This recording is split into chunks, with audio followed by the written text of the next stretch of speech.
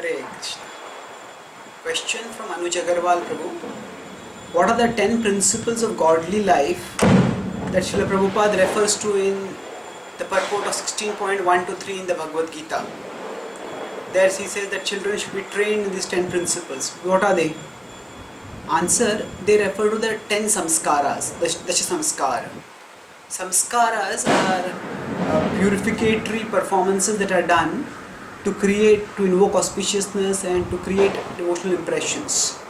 So now the number of samskaras sometimes varies according to time, place, circumstance, according to different ways of classification, different cultural specifics. So traditionally there are said to be 16 samskaras, and that's how the Smartas count them to be. And even in our ISKCON book of samskaras we have, then normally we refer to 60 samskaras.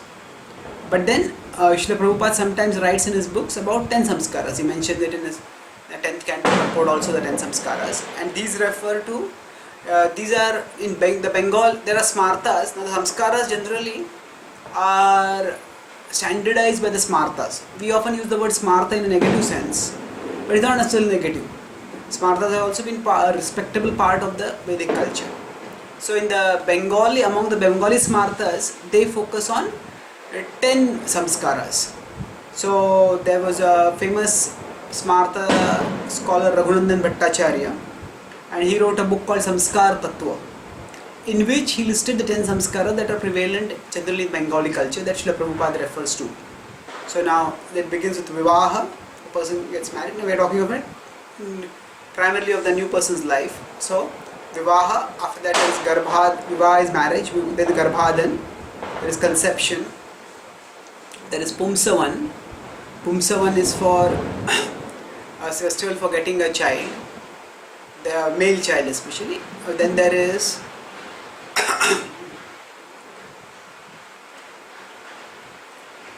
Simantonayan. It's not necessarily sequential.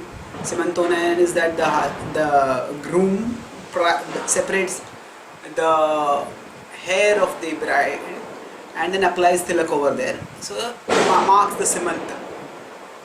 And then there is Jata Karma, that is also called Medha Karma. That is actually for getting a learned child, an intelligent child, a child with a high intelligence. There is a prayer for the samskar for the intelligence of the child. Then the child is born, and there is Namakarana, the naming of the child. Then there is Chuda Karana. Chuda Karana is the first hair cutting of the child.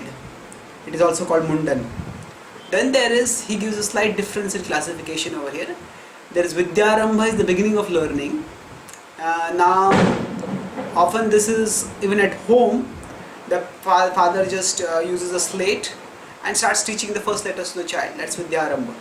Then there is Upanayana. Now, Upanayana in normal samskara classification, it is equated to Diksha.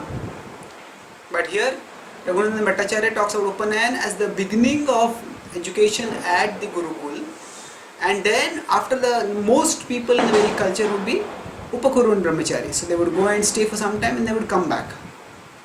So when they would come back, at that time they would be returned. While returning, they would get another mantra which they would be meant to chant throughout their life.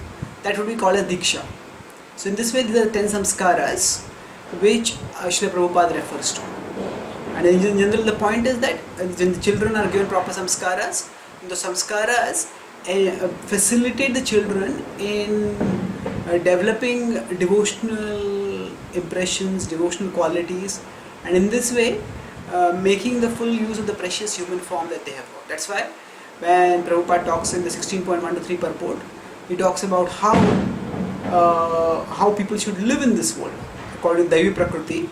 Then he mentioned the children should be given these samskaras. Thank you. Hare Krishna.